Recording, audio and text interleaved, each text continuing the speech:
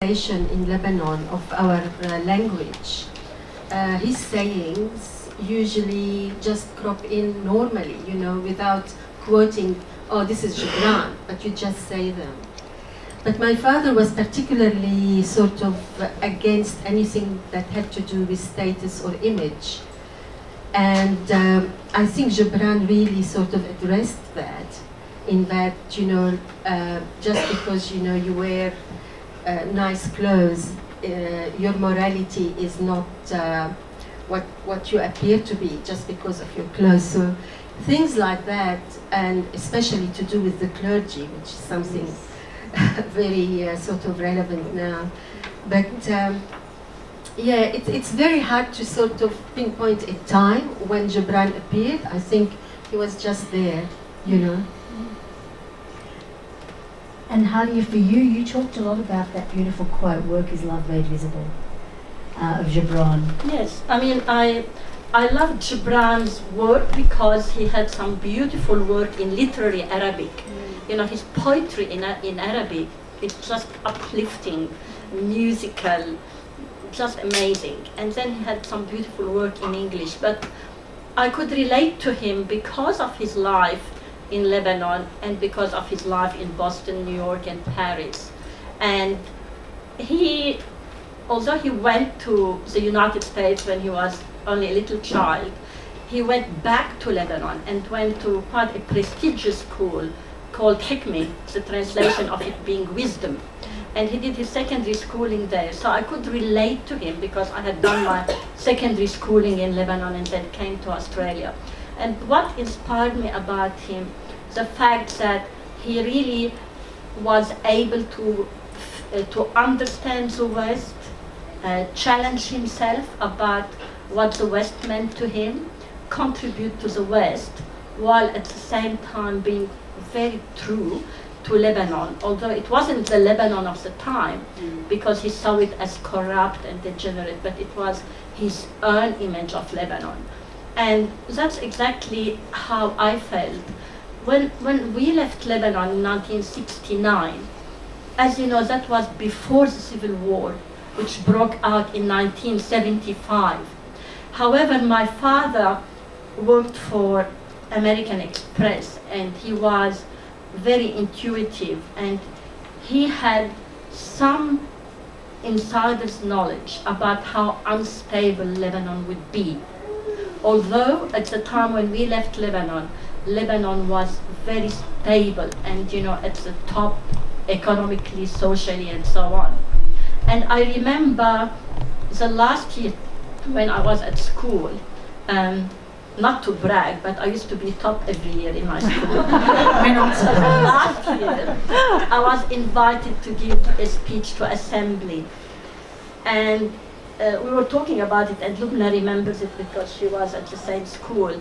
And my speech was about how important it is for us Lebanese, Christians, Druze, multi-denominationals, to remain together, united as Lebanese, no matter what we will face. And that was quite precautious in a way, and with an amazing foresight, for a teenager. And I remember, it was like silence in the assembly, and some of the nuns were crying, and we all broke out crying because although Lebanon was very stable, we all felt that tension, that something might happen. And something did happen, sadly. So when we left Lebanon, I had that sad feeling that although I will be missing this amazing country, that maybe we were escaping the instability of it all. And that brings me to something really special. What was that amazing thing that you all brought with you on the ship? What was the story? So what you brought on the ship with you? So like all immigrants, when you leave your country, you just want to bring every single little thing that will remind you of your past life.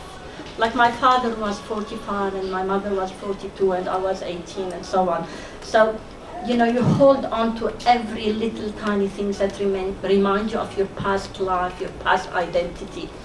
So on the ship, we brought the piano that my father had bought me when I was 8 years old, that was all wrapped up in blankets and in doulas and arrived to Australia unscratched.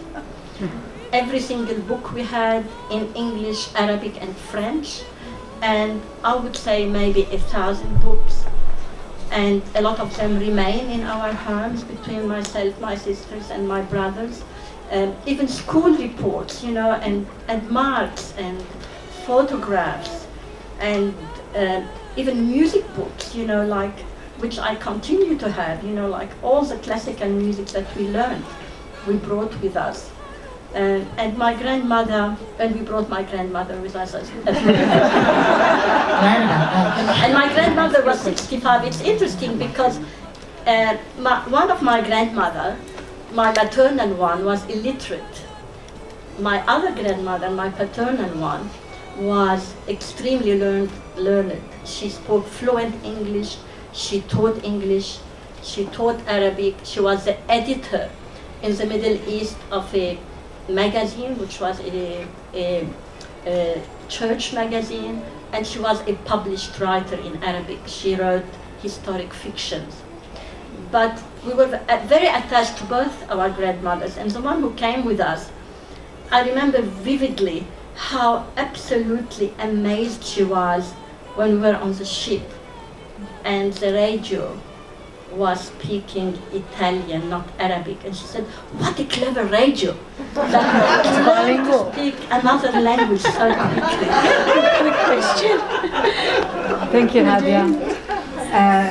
I just wanted to I wanted to ask Judy a question because we had actually some talks before, obviously all of us, but I wanted to ask Judy what was her first encounter with Gibran, because Hadia, Loubna and Bouthaina came on the ship in '69, but Judy was actually born here, and so I think you should hear the story. I'll be very quick. And if I cry, you turn it off, okay? No censorship. I was in year 6 at St Michael's School at Meadowbank. I was a 6-year-old in year 1. And our class was all asked to bring a book from home that was special to us for our class library. So, of course, I used to see my father, who died 3 years ago at the age of 104. I used to see him read Gibran all the time. And in fact, he was at Gibran's funeral in Lebanon in 1931, yes. As a 20-year-old, he made the trek on his donkey and watched this man from New York being buried. But so I took my book to school, which I had bought in a $2 shop, which was St Vincent de Paul back then. We didn't have $2 shops back then. And because it had Arabic in it, I thought it was really precious. And I love that book, I still have it. I took it to school, and my teacher, God bless her, Sister Annunciata, said, "This is a beautiful book, Judy, but I don't think anybody else will think it's important." And little did she know that what she did then was make a decision for me about what was valued and what was not valued. And you know, my stories as a young child never made it to the Gold Star Wall. And I remember my mother, who was also illiterate, Hadia, creating a Gold Star Wall at home, having no idea what the hell a Gold Star Wall was, and just making sure that everything I brought home from school she put up on that wall. And I'm grateful to her because she gave me a voice.